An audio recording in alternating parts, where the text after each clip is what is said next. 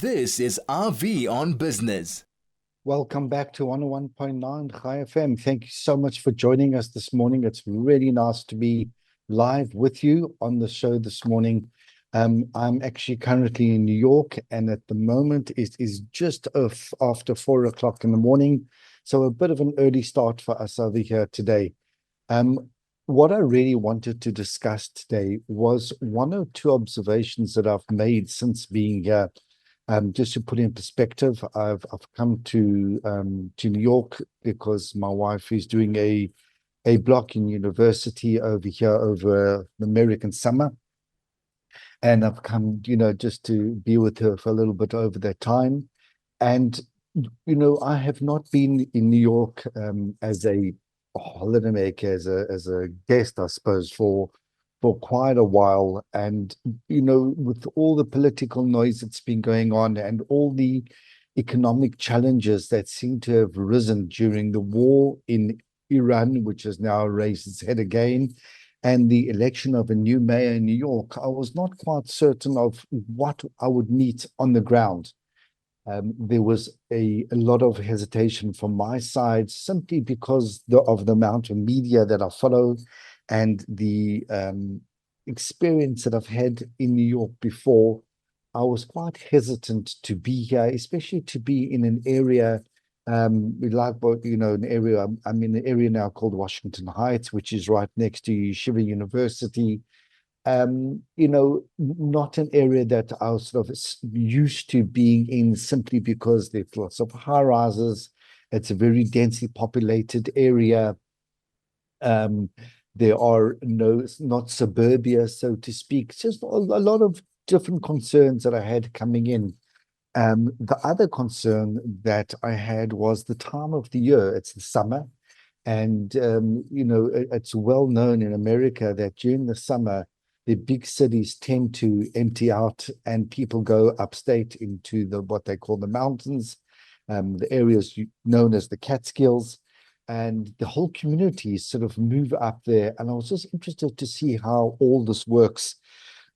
So I'm going to put it in perspective for you this morning, a few of the observations that I've made, a few of the stereotypes that I have experienced and broken through my day-to-day interaction over here, and just my feelings of what's going on over here, being on the ground.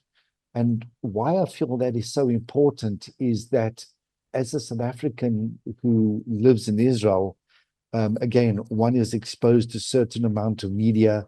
One hears stories and one reads reports from what's going on in South Africa. I've just listened to the news now, and you get a feel as to what's happening on the ground. But when I'm in South Africa, which I'm there often, one gets a different perspective of the one that you get from hearing the news. And the reality is, if I give it from a South African perspective, nothing has really changed in the last couple of years. Every time I'm there, it's just a sense of familiarity. It's a sense of the ease of operating, the ease of getting on with your day-to-day life. Yes, there is traffic and there are challenges, but the reality is that if you live within the communities that I've always lived in, and you work in Sandton, life goes on as per normal, so to speak. Traveling to the Eastern Transvaal and Mpumalanga, those areas, the roads work, everything's operating. It's just a sense that things go on as per normal. And yet, unfortunately, the news does often portray it as something that's, quite dysfunctional. But yet, if you just scratch below the surface, and all you need to do that is to speak to a visitor, you'll get a totally different perspective. So let's take a quick break. We'll be back with you in a moment. This is RV on Business. Welcome back to 101.9 Chai FM. It's 11 minutes past 10. And yes, I forgot to mention that we have moved our slot from 11 to 10. So I've gone from 12 to 11 to 10. I really hope I don't get put in the early morning slot, because that's not the slot I'd like to be in. But this is where I am at the moment. So as I was saying, if you just want to get a perspective, speak to a tourist, somebody who's not been there before, and all of a sudden you'll realize that in South Africa, I was there a couple of weeks ago, went for runs in the morning, and recognized that the same sort of manholes are missing that were missing 5 years ago. And I knew exactly where they were because nothing's really changed. And I'm just giving that perspective, not as a criticism, just at the reality on the ground, because coming to New York and spending time here, not as a student, not working in the city as such, but I suppose really just being a tourist, and having time in the afternoon because it's already late in South Africa to go around and see things. The perspective is quite interesting.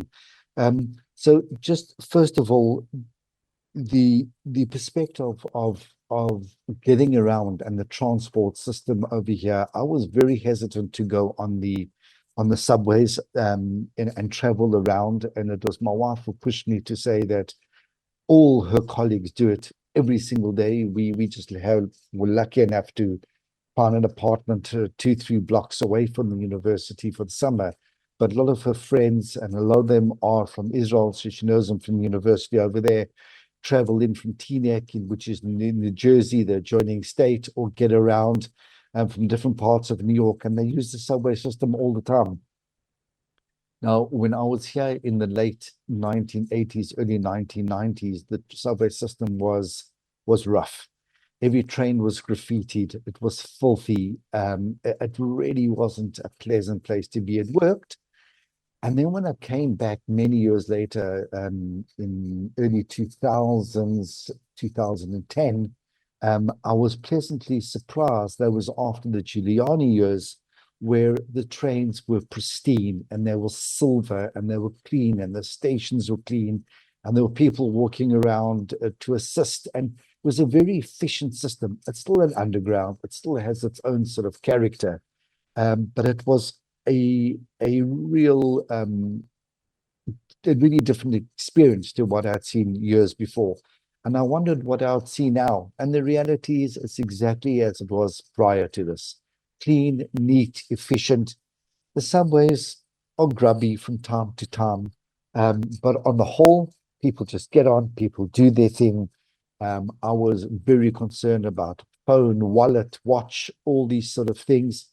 Everybody's on their phone all the time, whether you're walking down or walking up from the subway, whether you're waiting on the platform, whether you're on the train, everybody's on the phone, and it's really not a hassle. There is quite a noticeable police presence, which is quite nice to see. Our first experience was that we arrived at the first station, my wife and I, and we just watched some of the bollard in the front in order to get onto the platform, and we thought that would be the norm, but it hasn't been. I've traveled up and down, and it's really efficient. It works very, very well. The days of carrying a map are over, even though I did ask for a map and I was given one.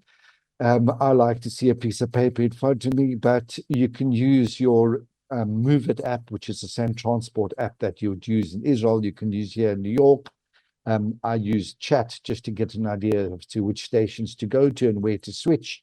And it was very, very efficient. So yeah, just to give you an idea that getting around New York's always like it has been, and it's been quite efficient and quite pleasant.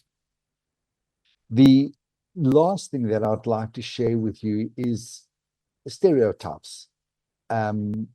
Statements that are made sometimes which makes people uncomfortable, comments that are made that can be seen as derogatory, but a certain practice that has become generational, which is something that is accepted in certain parts, I suppose, of the city, which is Manhattan, which are, to me, bizarre, and which I think in other parts of the country and maybe even different parts of the city of Manhattan, the South, be totally unacceptable.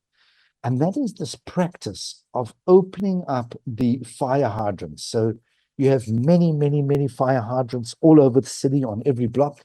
They thick black poles that come out of the ground about a meter high, with a big silver cap on the top. And somehow, if you have the right equipment, you can jimmy it so that you get the spray of water that comes out. And what people do is they open these fire hydrants, and not one or two, but one a block, and they let the water spritz out. That's about the best expression I can use to describe it. And you've just got the spray of water going across the road, and then it forms a bit of a pool on, in the gutter, and people take their chairs and they just sit on the sidewalk and they sit in the spray of this water, and that's totally acceptable. Now, being South African, where you were taught from day one that water is precious and you don't waste it, the first difference you'll see is when you wash something in a sink in South Africa, you'll turn the water on, you'll wash it, you'll soap it. And when you're not actually using the water, you turn it off and then you turn it back on when you need it. It doesn't work like that here in the States, or specifically in New York. You turn on the tap, the faucet as they call it, and just let the water run. And you turn it off when you finish the whole exercise, which is something strange because, again, it shows that there's no lack of water and it's not a scarce resource, and people don't feel that wasting it is a problem. And obviously, there's very little cost to doing that. Otherwise, there would be consequence to wasting it. But just this idea that these fire hydrants are opened and the water is just spritzing all over the show, and people are sitting around outside on the pavement, just sitting there, is something that's really, really strange to see. But this is something that I remember from 30 years ago, if not more. I remember hearing about it, and now I'm seeing and experiencing it as I suppose, a mature adult. And the practice is a bit strange. But let's take a quick break. And I've done some research. And when I come back, I'll unpack why that happens and why it's done, which is something that is very interesting. Let's take a quick break. We'll be back with you in a moment. This is RV on Business. Welcome back to 101.9 Chai FM. It is 21 minutes past 10. And first of all, Kol hakavod to Hatzalah once again for the initiation of an incredible project. There are so many people out there that need to just speak to someone, and there are so many people out there that don't realize how urgently they need to speak to somebody.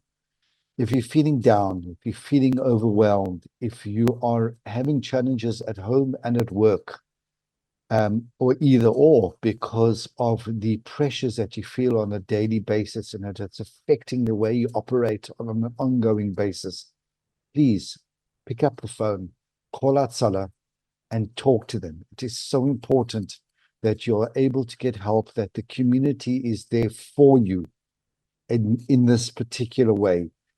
You'll never know where it might go. You never know what type of reaction you might get by just being able to speak to someone anonymously in a non-judgmental way and help you to get through a certain challenge. So please take advantage of that. So coming back to the strange, interesting, maybe bizarre behavior of opening the fire hydrants and just sitting on the pavements. It is seen through my jaundiced lenses, coming from South Africa, from Johannesburg, coming from Modi in Israel, and seeing this. But yet, when you take a step back and talk to myself, stop being so judgmental at something that looks unusual and strange, and you just maybe look at it a little bit more, talk, discuss, try understand, all of a sudden, a whole world is open for you that you don't know about and you don't experience.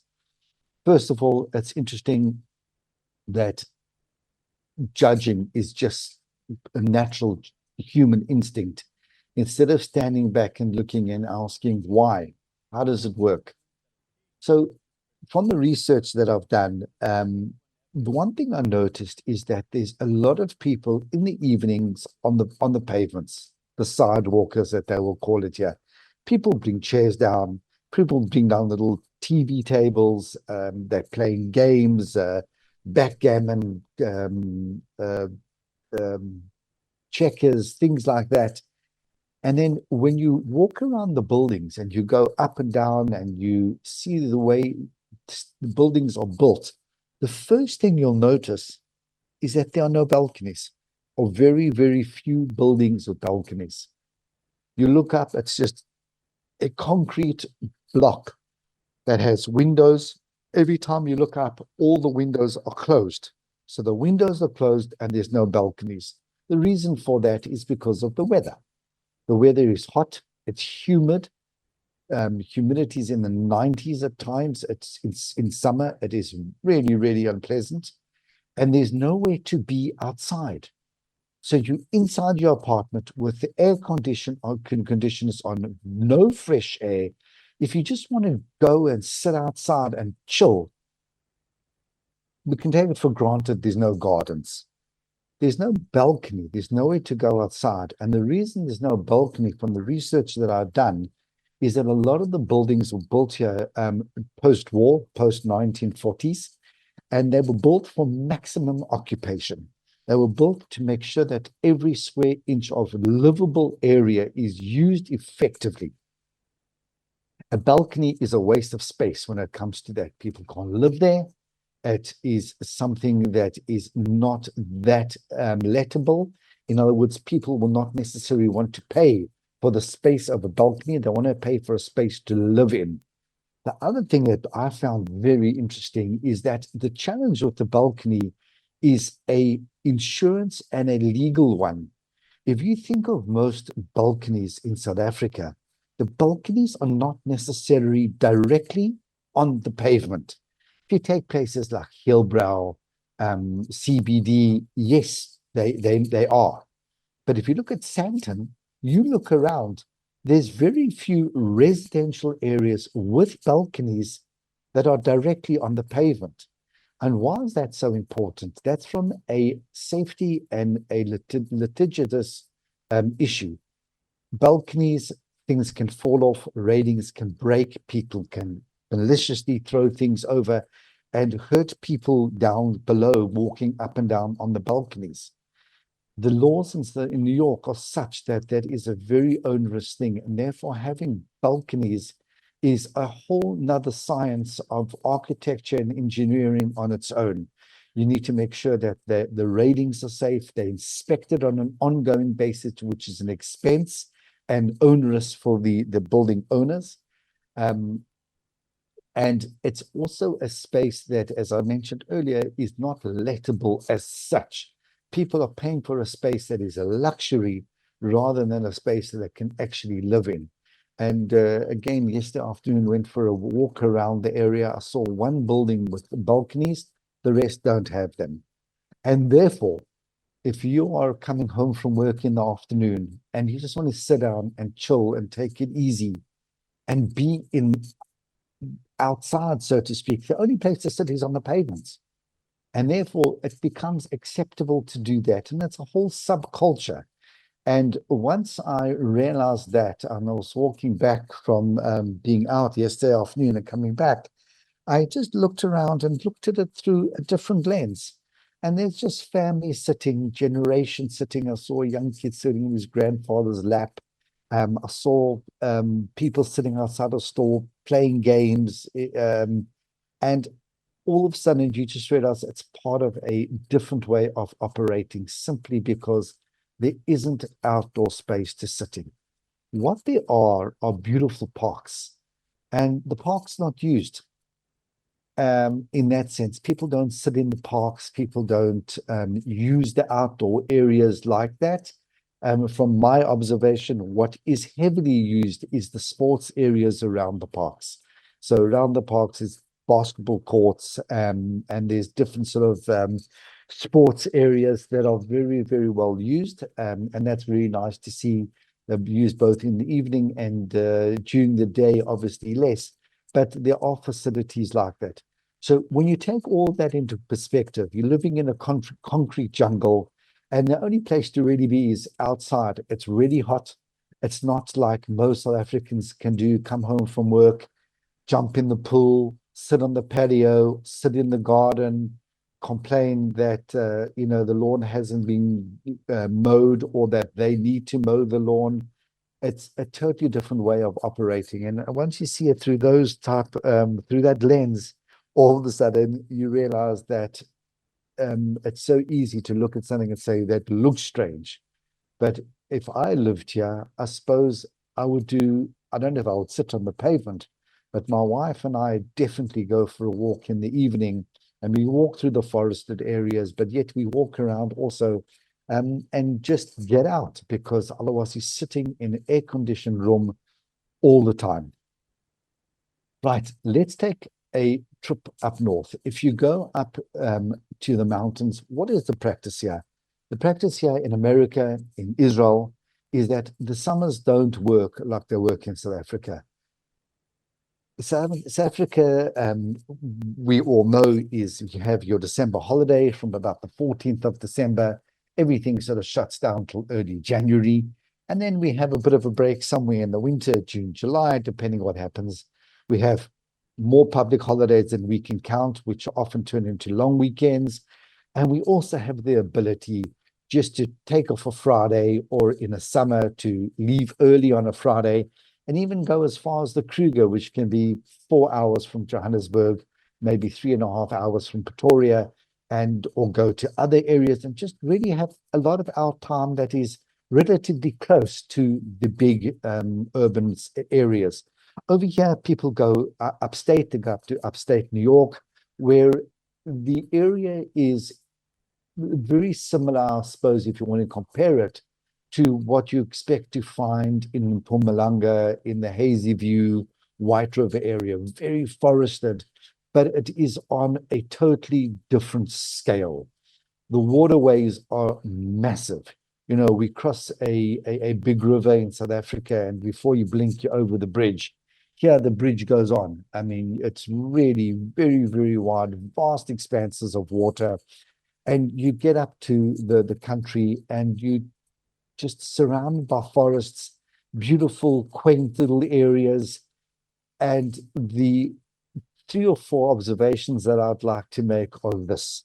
Number one, the availability of kosher, the availability to be able to go up to these areas and not pack a thing is absolutely phenomenal. You'll be driving down a road which seems to be just really country, chilled, not expecting to see kosher delight as you drove past. And there's a big store that only sells kosher food. I saw 1 or 2 stores which has big posters hung outside, which I got the feeling that maybe they were sort of turned into a kosher store over this period of time. But even if you go to the biggest stores like Walmart and you walk around, you could think you're in one of the very Jewish areas in New York, because 50%, if not more, of the people walking around are clearly Jewish and are clearly there for the summer. And then you're driving around, and all of a sudden you'll see what they call a bungalow colony. And a bungalow colony, I can best describe it, as a friend said to us last Friday, is if you think of Dirty Dancing. If those of you watched the movie and maybe watched it more than once, that colony of people living in little, what they call bungalows, we would call them, I suppose, also bungalows, little huts, not huts, that's the wrong term, but little cabins, that's the right term. And people getting together communally in the evening, or having more of a kibbutz sort of vibe. That's exactly what these bungalow colonies are. And we were invited to friends of ours that live with us in Modi'in in Israel. They go to a bungalow colony they've been going to since their kids were born.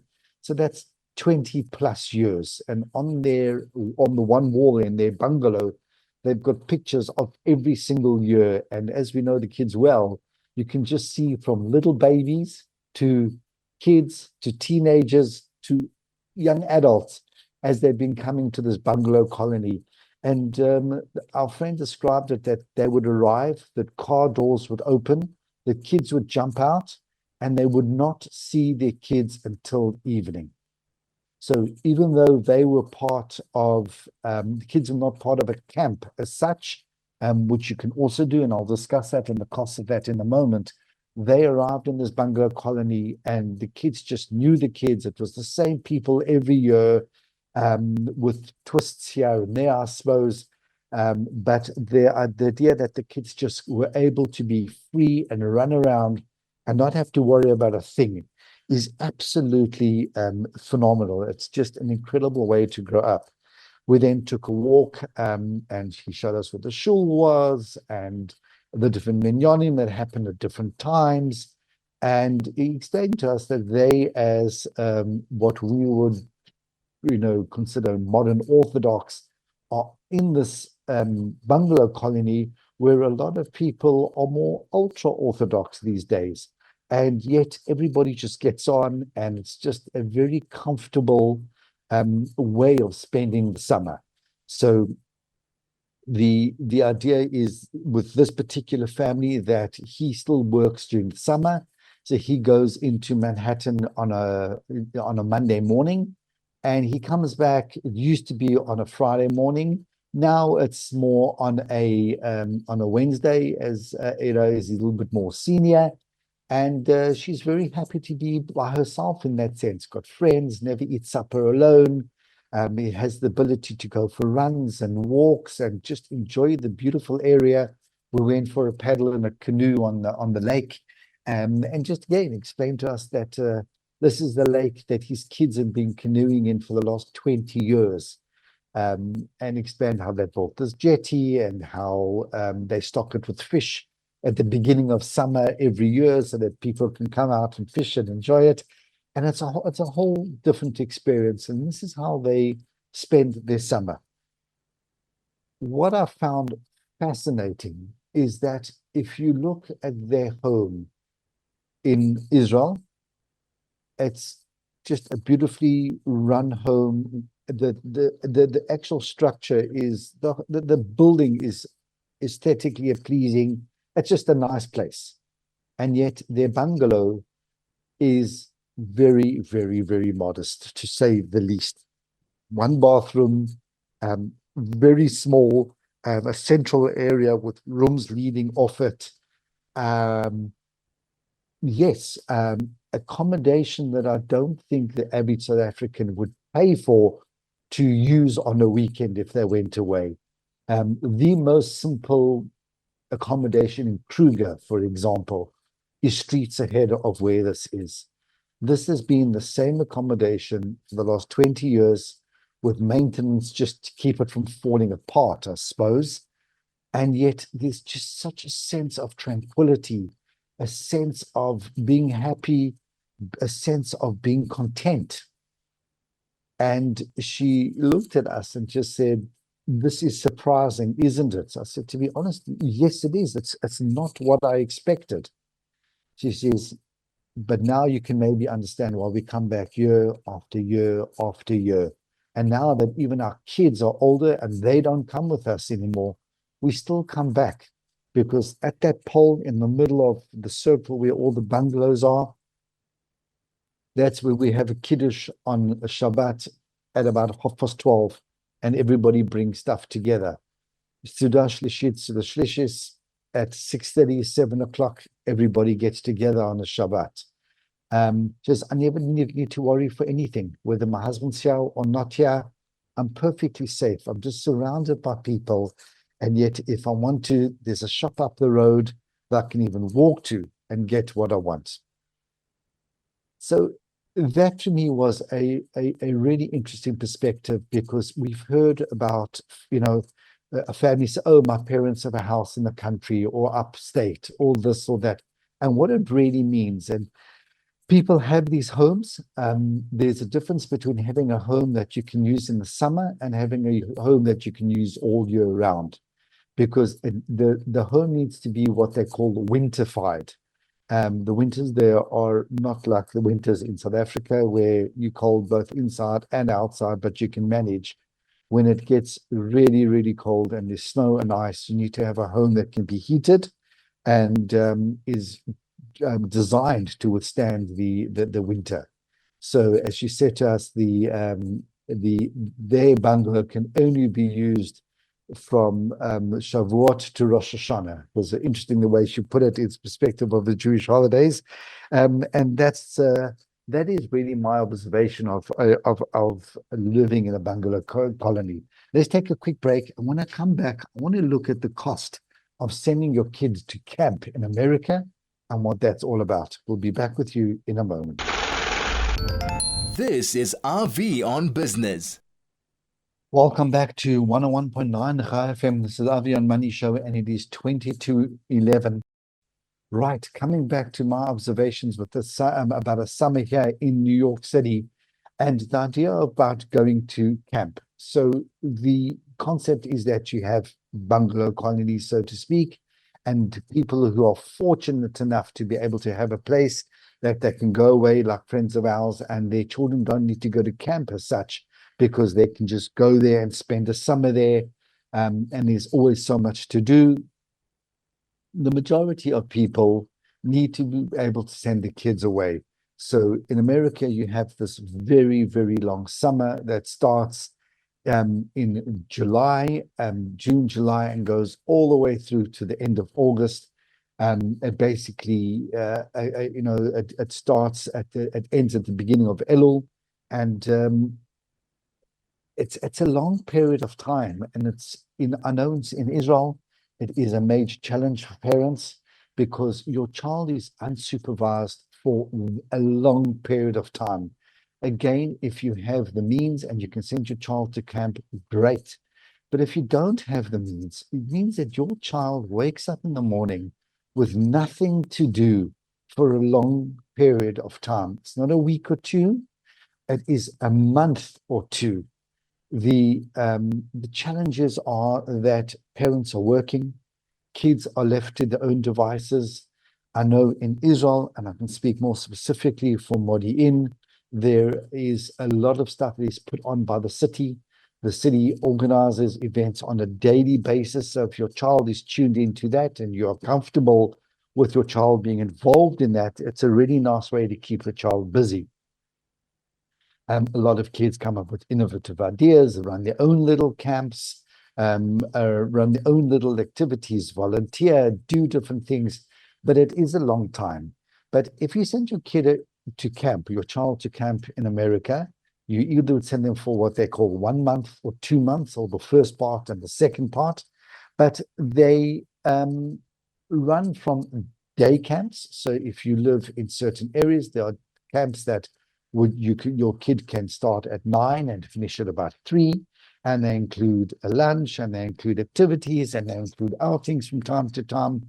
Or you can send your kid away to camp, which means that they are in a fixed environment, a environment, something similar to what we would know as Habonim or Bnei Akiva, where your kid goes away to the particular area. And what is the cost? The cost is somewhere between $2,000 and $13,000 US. So a day camp is between $2,000 and $6,000 for the summer. To put it in perspective, so that's where the child would go in the morning and come back in the evening, and then there would be family time, so to speak, in the afternoon.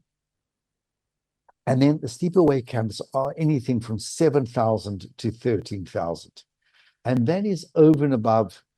You would still then have to pay, obviously, for spending money, snacks. Kids don't necessarily need a lot of spending money, but if they want to have snacks and buy the odd cold drink or be able to do things like that, that's what that would cost. So I've actually gone and done some research. So, for example, if you look at something in the 26 days camp called Young Judea Sprout Lake, that is upstate, that's about $7,800. If you want to look for another one for 3 weeks, that's also about $7,100. That's called Camp Zeke. I'm not sure how you pronounce it. That's what it's all about. So you're looking at a substantial amount of money, bearing in mind that $13,000 is the amount that it would cost a large family in America to live on a monthly basis. So it is a significant amount of money. There are grants and there are monies that are available to help kids go to camp, and every different stream sort of has its own kupa, its own fund to help kids. But what I found interesting is that I picked up a little booklet that was I found in the Jewish bookstore about halachot, the customs and the laws about holiday in this time of the year. For those of you who are not aware of what I'm talking about, Jewish law doesn't change. And whether you going about your daily life on an ongoing basis or you're going on holiday, a lot of the religious leaders are really at pains to say that, just because you're changing environment, it doesn't change the way one conducts themselves.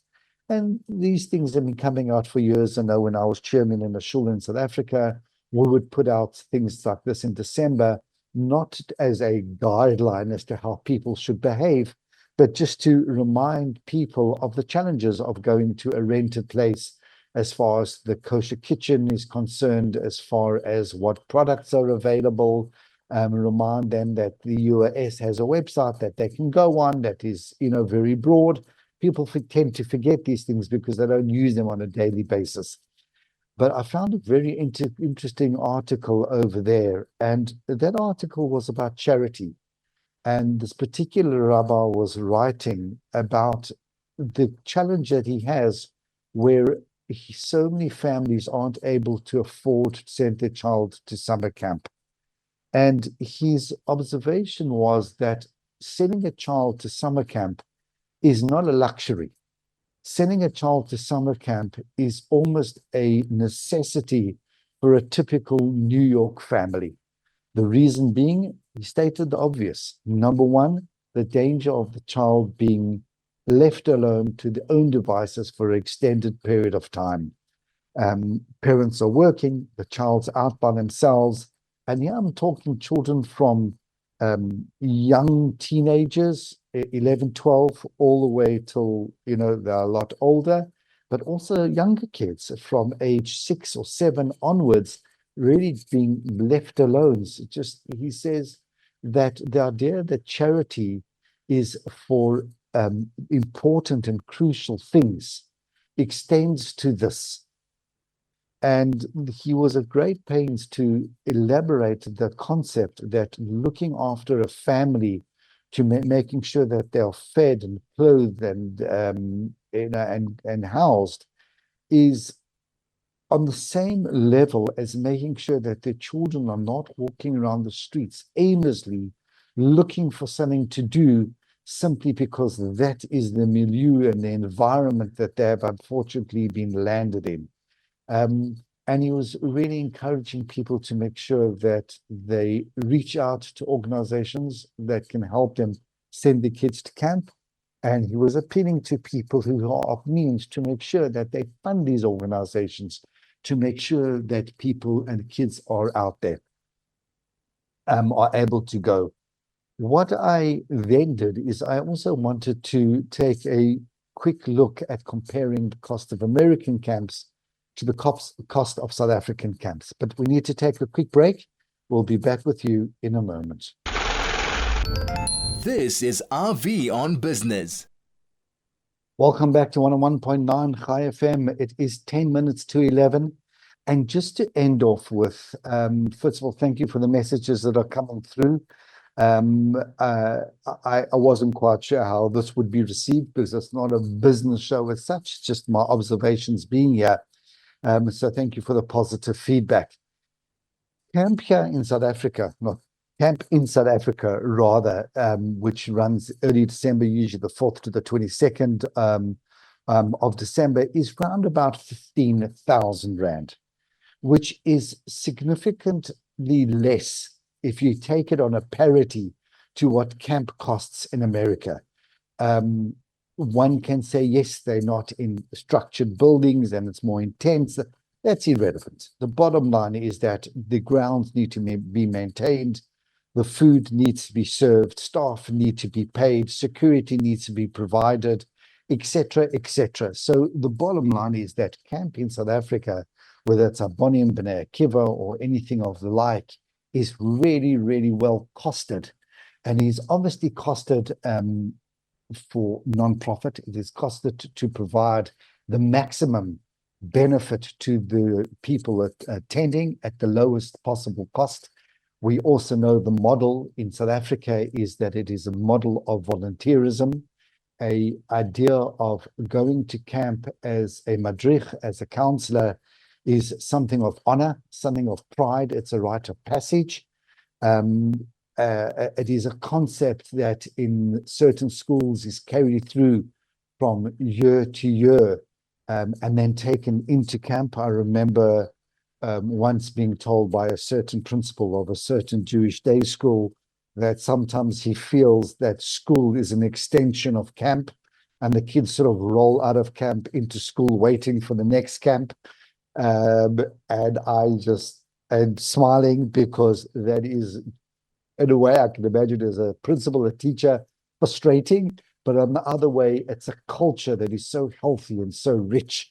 I remember when my youngest son went into high school in Yeshiva College, we were a little bit concerned how this initiation story works in the school. It was our first child in Yeshiva College, and what was going to happen. And we were actually in London at the time, and he received a message from the head boy of that year to say, welcome to high school. This is the dress code. Please come to school a day earlier in full uniform, your blazer, your tie, whatever it is. And this is what we're going to do. We're going to introduce you to your big brother, who is a matriculant, etc., etc. And that was the beginning of the most phenomenal 5 years for our child in Yeshiva College. And the reason I'm mentioning that, because I remember how incredible it was for him to just love going to school, because the matrics were like the guys, they were the oaks. And he then became one of those matrics. He then graduated to become a madrich, a counselor in B'nai Akiva himself. And this culture continued, this idea of being able to give back, the idea of passing it on from the next one generation to the next, the idea that you are there as part of a bigger ecosystem. And the more you give, the more the community receives, which means the more there is for the next generation that you are also part of will be able to benefit from. So, just once again, the observations, how things are totally different in two different countries, and yet they are very similar simply because of who we are. But to end off with, Craig, thank you, is that it is heartwarming for me when you drive around the Catskills and you think you're really in the middle of nowhere, and all of a sudden on the corner, you'll see a Jewish man standing who's clearly Jewish, dressed as if he fell out of Mea Shearim in Yerushalayim.